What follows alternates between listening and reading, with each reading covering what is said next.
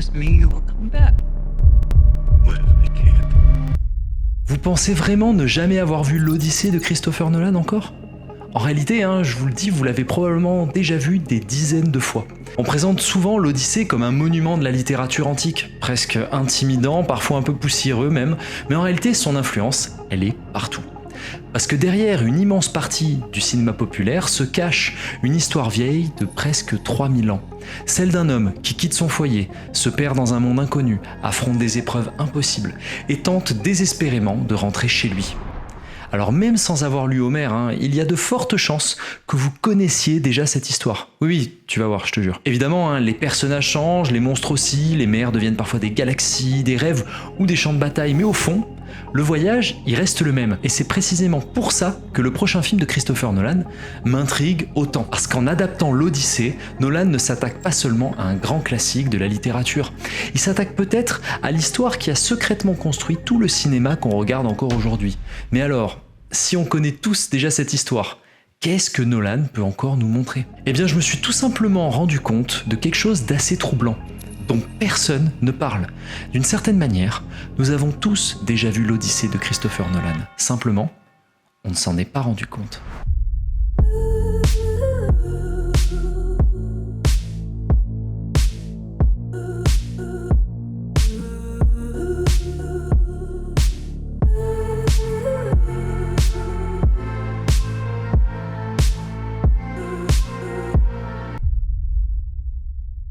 Ah, l'Odyssée.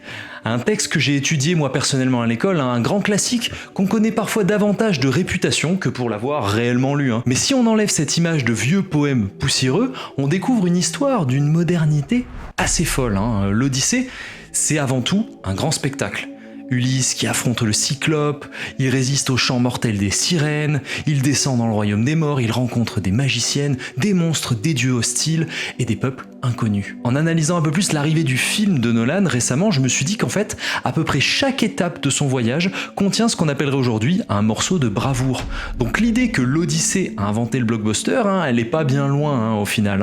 Parce que ce livre, il contient tous les ingrédients qu'Hollywood utilise encore aujourd'hui pour captiver les foules. Christopher Nolan l'évoque lui-même en interview, une grande partie de notre culture populaire descend directement des récits homériques. And a lot of, even comic book culture, whether you're talking about Marvel or DC or all the rest, a lot of it comes pretty directly from the Homeric epics. Donc les demi-dieux grecs sont d'une certaine manière les premiers super-héros, et plus particulièrement Ulysse, qui est probablement l'un de leurs modèles les plus importants. Ulysse n'est pas seulement un homme fort, il possède une intelligence et une ruse hors du commun, qui lui permettent de triompher là où d'autres échouent. Ce personnage a servi finalement de moule dans l'histoire pour presque tous les héros des blockbusters modernes, de Luke Skywalker dans Star Wars jusqu'à Spider-Man. En fait, l'influence de l'Odyssée, elle dépasse largement Ulysse. Son parcours constitue l'une des matrices de ce qu'on appelle en narration le voyage du héros.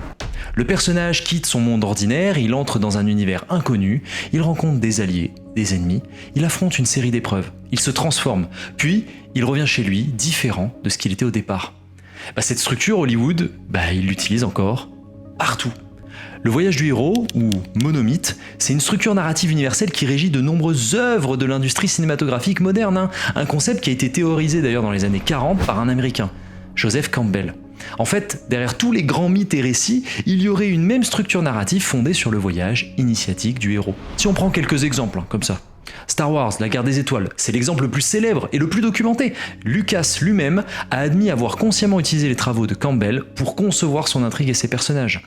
Luke Skywalker quitte Tatooine, rencontre son mentor Obi-Wan, traverse les épreuves et revient transformé de son aventure. On retrouve également cette structure dans Matrix qui applique également ce cycle narratif pour le parcours de Neo, incluant sa séparation de la réalité simulée, son initiation dans le monde réel et sa divinisation finale. Le Roi Lion aussi constitue un autre cas d'école. Les studios Disney à l'époque ont même fait appel à Christopher Vogler comme consultant pour s'assurer que le parcours de Simba respecte bien les étapes et archétypes du monomythe, l'exil puis le retour de Simba. Les sagas Harry Potter, Le Seigneur des Anneaux sont également souvent cités pour le respect rigoureux des archétypes et des phases initiatiques du héros qui garantissent leur succès auprès du public. Alors on peut en citer plein d'autres, notamment dans les films d'animation, Le Voyage de Chihiro, Mulan, Vaiana ou encore Nemo. Évidemment, toutes ces œuvres n'adaptent pas directement Homère bien sûr, mais elles héritent d'un même mouvement narratif. partir, se perdre, traverser l'inconnu et tenter de retrouver sa place dans le monde. Et on l'a vu des centaines de fois. Homer n'a évidemment pas inventé le cinéma, mais il a participé à inventer une forme de spectacle populaire qui poursuit exactement la même ambition. Rassembler le public autour d'un héros, de dangers extraordinaires, d'émotions universelles. Donc, sur le papier, le projet y paraît complètement évident. L'Odyssée possède des monstres, des guerres, des dieux, des tempêtes, de l'amour, du suspense et un héros mondialement connu. Alors en théorie, Hollywood devrait l'avoir déjà adapté 25 fois, vous les connaissez, sous la forme de gigantesques blockbusters. Et pourtant, c'est jamais arrivé. Et oui, parce qu'en fait, il y a une embûche au bout du chemin. Depuis que les premières images du film sont apparues, Internet a déjà commencé à disséquer absolument chaque choix de Christopher Nolan. Et on le voit sur les réseaux depuis plusieurs semaines, ça se déchaîne, clairement. Mais alors, chacun y va de sa petite analyse autour du travail d'adaptation de l'œuvre d'Homer, touchant aussi bien ses choix artistiques que ses prises de position socio-politiques. D'un côté, on va avoir ceux qui critiquent la modernité du langage, l'usage des termes contemporains, d'autres y vont pleine balle sur la diversité du casting, tiens dis donc avec Lupita Nyong'o en Hélène de Troie, ou encore Travis Scott pour incarner un barde, mais aussi le retour d'Elliot Page chez Nolan, qui est grosso modo critiqué pour être aujourd'hui un homme, je crois. Il y a ceux qui viennent pour descendre le film aussi sur les armures et équipements, avec notamment le casque d'Agamemnon, qui serait trop proche d'un Warhammer et trop propre. Et puis vas-y que je te mets une couche sur l'esthétique de Nolan avec des couleurs désaturées, minimalistes, réalistes, froids, qui ne représenteraient pas l'époque méditerranéenne. Bon, on a compris. Je crois qu'on tient ici une des raisons pour laquelle Hollywood n'a peut-être pas beaucoup touché à l'Odyssée, vous ne croyez pas? Non, plus sérieusement, cette avalanche de critiques, elle révèle assez bien le piège dans lequel Nolan s'est volontairement enfermé. Oui, volontairement. Parce que tout le monde connaît l'Odyssée. Et ce n'est d'ailleurs pas vraiment fait pour être un film. J'ai vu récemment une analyse du New Yorker qui insiste précisément sur cette résistance de l'œuvre aux adaptations littérales. L'Odyssée mélange en effet violence, poésie, psychologie, la mythologie, la politique, des valeurs morales qui ne correspondent pas toujours aux nôtres. C'est donc pas seulement une histoire longue, c'est une œuvre extrêmement instable. L'adaptation de l'Odyssée est souvent considérée comme un défi colossal tout simplement, voire presque impossible. Déjà l'Odyssée n'est pas racontée de base de manière linéaire dans le bouquin. Le récit il commence en plein milieu de l'action alors qu'Ulysse voyage déjà depuis des années. On a donc plusieurs temporalités, plusieurs points de vue et un héros qui raconte lui-même son histoire. Bon, vous voyez déjà probablement où je veux en venir, mais on y reviendra. Le problème, c'est que la difficulté ne vient pas seulement de la structure. Ulysse lui-même est un personnage aussi profondément contradictoire. Il est courageux, brillant, attachant, mais il est aussi parfois un peu menteur, manipulateur et parfois responsable de ses propres malheurs. Autour de lui, les personnages féminins sont tout aussi complexes. Et une adaptation doit donc préserver la richesse de tous ces personnages sans transformer le film en simple cours magistral. Et puis le plus gros défi, c'est le merveilleux. Comment montrer les dieux, le cyclope ou les créatures mythologiques sans tomber dans une fantaisie générique ou un truc vraiment kitsch. Chaque choix oblige Nolan à arbitrer entre réalisme, fantastique et stylisation, au risque de perdre une partie de ce qui fait la richesse du texte. Et c'est pas hasard si les quelques rares adaptations qu'il y a eu au cinéma, et il n'y en a pas eu beaucoup, les plus intéressantes, elles ont souvent choisi de s'éloigner de la fidélité littérale. Le film Ulysse de Mario Camerini avec Kirk Douglas l'aborde en style pur péplum. La mini-série de Franco Rossi privilégie la fidélité et la durée. Ulysse 31, une série culte qui transporte le mythe dans l'espace. Ou encore même Oh Brother, plus récemment des frères Cohen qui déplacent le voyage dans l'Amérique de la Grande Dépression. Et The Return aussi avec Ralph Fiennes, je sais pas comment on dit à chaque fois, et Juliette Binoche qui choisit de se concentrer presque exclusivement sur le retour traumatique d'Ulysse à Ithaque. Pour adapter l'Odyssée, en fait, il faut forcément renoncer à une partie de l'Odyssée. Oh putain, c'est beau. Le problème d'adaptation est souvent un motif qui revient encore et encore en cinéma. Mais faire l'adaptation exacte d'une œuvre n'est jamais une chose parfaite. Ce qui compte, c'est les thématiques abordées, la prise retenue et le regard de son réalisateur sur le sujet. Et c'est à ce titre qu'on peut dire que Nolan est vraiment dans de bons souliers pour réaliser l'Odyssée. Parce qu'il n'a jamais attendu en fait Nolan l'Odyssée pour en explorer les grandes obsessions. Quand le projet a été annoncé, j'ai entendu beaucoup de personnes qui ont présenté l'Odyssée comme une rupture dans la carrière de Christopher Nolan, son premier grand péplum, sa première incursion totale dans la mythologie antique, un changement radical après Oppenheimer. Mais au fond, l'Odyssée réunit presque toutes les obsessions que Nolan poursuit depuis ses débuts.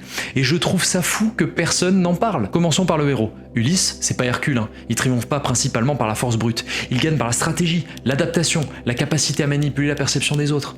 Et Nolan a toujours été attiré par ce genre de personnage. Bruce Wayne transforme sa propre peur en symbole. Cobb construit des labyrinthes mentaux, toujours dans la même lignée. L'Odyssée est fondamentalement l'histoire d'un retour au foyer.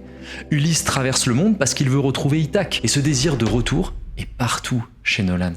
Dans Inception, Cobb veut retrouver ses enfants. Dans Interstellar, Cooper traverse l'espace et le temps avec l'espoir de revoir sa fille. Dans Dunkerque, la survie physique n'a de sens que parce qu'elle permet le retour vers la terre ferme et vers la maison. Même lorsque ces films parlent d'espionnage, de science ou de guerre, leurs personnages sont souvent guidés par une destination assez intime. Et le rapprochement, moi je trouve le plus évident, concerne évidemment le temps. Depuis Memento, Nolan, il ne cesse d'explorer cette idée d'un temps vécu différemment selon les personnages. Dans Inception, quelques minutes peuvent devenir des années selon le niveau de rêve. Dans Interstellar, le temps cosmique sépare un père de ses enfants. Et dans Dunkerque, 3 temporalités différentes convergent dans un même événement. Et même dans Oppenheimer, la chronologie elle est fragmentée entre mémoire, témoignage, perception et conséquences historiques. Or, la structure de l'Odyssée lui offre exactement ce type de matériaux. Le voyage du père, l'attente de l'épouse, la construction du fils. Les souvenirs racontés après coup, la possibilité de jouer sur ce qui s'est réellement passé, sur la manière dont Ulysse choisit de le raconter. Parce qu'il ne faut pas oublier une chose, Ulysse est un conteur. Et Nolan a toujours été fasciné par les personnages qui construisent une narration pour contrôler la réalité. Les magiciens du prestige, les voleurs de rêve d'Inception, les espions de Tenet, les scientifiques, les militaires et les responsables politiques d'Oppenheimer. Pour moi, s'il y a bien une chose qui caractérise le cinéma de Nolan, c'est sa capacité à faire un spectacle physique pour raconter une expérience intérieure. On regarde Dunkerque, ça permet d'ancrer l'histoire dans une réalité tangible plutôt qu'une abstraction numérique. Depuis toujours, Nolan rencontre la lutte constante entre les éléments naturels et la confrontation des personnages à ceux-ci. Dans l'Odyssée, il est fort probable que Nolan arrive à son paroxysme, car l'Odyssée est littéralement la lutte de l'être humain contre des forces qui le dépassent. C'est peut-être même le récit qui rassemble le mieux tout son cinéma. Le temps, la mémoire, le mensonge, l'obsession, la famille, le retour au foyer, le héros qui avance vers une destination tout en étant prisonnier de lui-même. Christopher Nolan ne commence pas aujourd'hui à réaliser l'Odyssée, hein. Il l'a réalisé peut-être depuis toujours.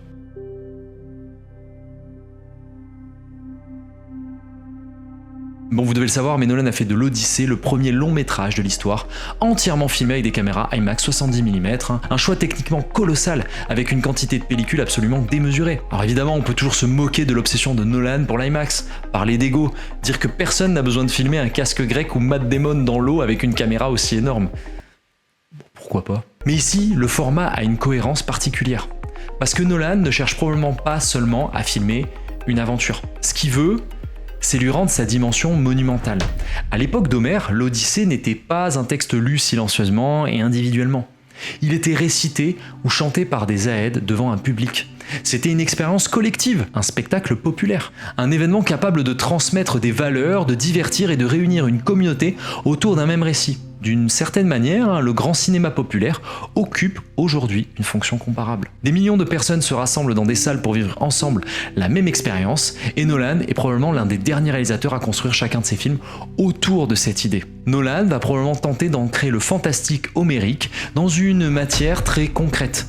La vraie mer, de vrais bateaux, des paysages naturels, des costumes physiquement présents, des acteurs réellement confrontés aux éléments. Ce choix va forcément décevoir une partie du public. Certains trouveront son monde trop réaliste, trop froid, pas assez coloré ou mythologique comme j'ai déjà dit. Mais l'objectif ne sera probablement pas de reproduire l'image idéalisée que nous avons de la Grèce antique. Il cherchera plutôt à faire ressentir le poids du voyage. La fatigue, le sel. Et c'est peut-être là que réside son pari pour moi le plus fascinant. Ne pas adapter littéralement chaque page d'Homère, mais recréer l'effet d'Homère. Il y a 3000 ans, les auditeurs connaissaient probablement déjà une partie de ces mythes. Ils ne venaient pas uniquement découvrir ce qui allait arriver à Ulysse, ils venaient entendre comment l'histoire allait être racontée. Ils venaient vivre la voix, le rythme et la grandeur du récit. Aujourd'hui, nous sommes exactement dans la même situation. Nous connaissons tous déjà les motifs de l'Odyssée. Nous avons tous déjà vu des cyclopes, des voyages initiatiques, des héros perdus, des pères séparés de leurs enfants et des hommes tentant désespérément de rentrer chez eux. Nous avons tous déjà vu ces personnages traverser le temps pour retrouver leur famille. Nous les avons déjà vus lutter contre les forces naturelles incontrôlables. Se perdre dans leurs souvenirs, transformer leur vie en récit et avancer vers une destination qui devient progressivement une obsession. C'est pour cela que Nolan semble presque avoir été destiné à réaliser ce film. Le défi n'est donc pas de nous surprendre avec l'histoire. Alors oui, d'une certaine manière, nous avons tous déjà vu l'Odyssée de Christopher Nolan. Mais reste désormais à savoir si en juillet prochain, il réussira à nous donner l'impression de le découvrir pour la toute première fois derrière l'écran. Salut!